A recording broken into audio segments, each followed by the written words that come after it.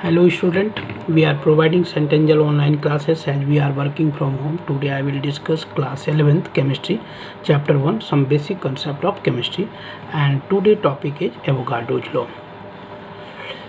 In previous video we have discussed law of chemical combination, different law of chemical combination, and today I will discuss here the last law of chemical combination like Avogadro's law.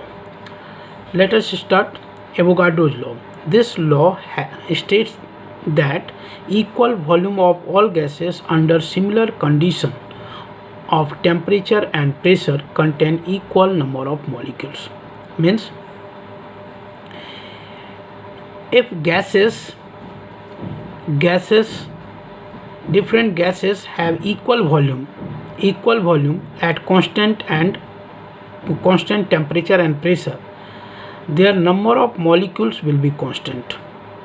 इसका मतलब हुआ कि यदि आप different gases को लेते हो जिसका वॉल्यूम क्या हो, इक्वल हो, और टेम्परेचर और प्रेशर को कांस्टेंट यदि हम रख दें, तो जितनी भी डिफरेंट गैसेस होगा उसका नंबर ऑफ मॉलिक्यूल्स क्या होगा, कांस्टेंट होगा. जैसे फॉर एग्जांपल आप देखो, 2 कंटेनर यदि हम ले रहे हैं यहाँ पर, container A and container B, दोनों कंटेनर का क्या है कि वॉल्यूम कांस्टेंट है. This container also has 1 litre volume and this container also has here 1 litre volume. और दोनों कंटेनर को जो प्लेस किया गया है वो एक कांस्टेंट टेम्परेचर एंड प्रेशर पर रखा गया है. Both container should be placed in a constant temperature and pressure.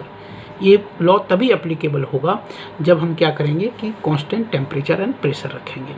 तो कहता है क्या कि at constant temperature and pressure पर equal volume of different gases, आप जितना भी गैसेस लोगे यदि वॉल्यूम उसका इक्वल होगा तो नंबर ऑफ मॉलिक्यूल्स भी क्या होगा, कांस्टेंट होगा.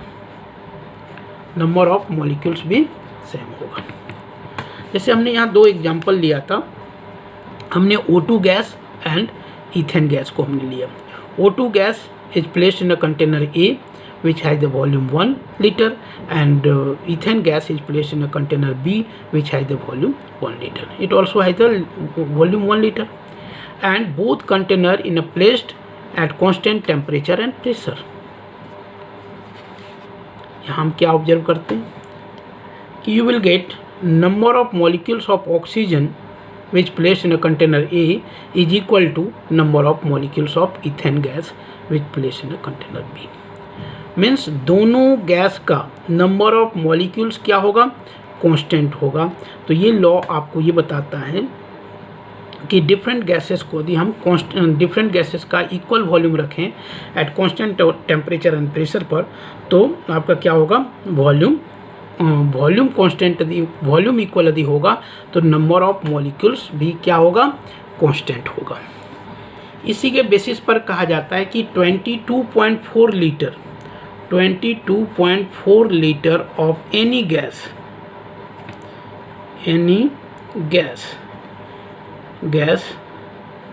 at STP standard temperature and pressure, मतलब टेम्परेचर और प्रेशर को यहाँ स्टैंडर्ड बना दिया गया है, कांस्टेंट रखा गया है.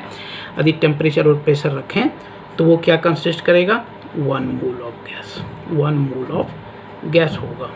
Means how many molecules of gas is here, 6.022 into 10⁻23. इसका मतलब ये हो गया कि यदि आपने 22.4 लीटर, ये कैलकुलेटेड वैल्यू है, कि यदि 22.4 लीटर ऑफ गैस को यदि आप लेते हो एट STP, यदि वॉल्यूम हम 22.4 लीटर रखें किसी भी गैस का नेचर कुछ भी हो, यदि हम उसका वॉल्यूम कितना रखें 22.4 litre of any gas at STP, तो वो क्या होगा, उसका नंबर ऑफ मोल कांस्टेंट होगा. वो किसके बराबर होगा, 1 मोल के बराबर होगा. और उसका नंबर ऑफ मॉलिक्यूल्स कितना होगा, 6.022 इंटू 10⁻23.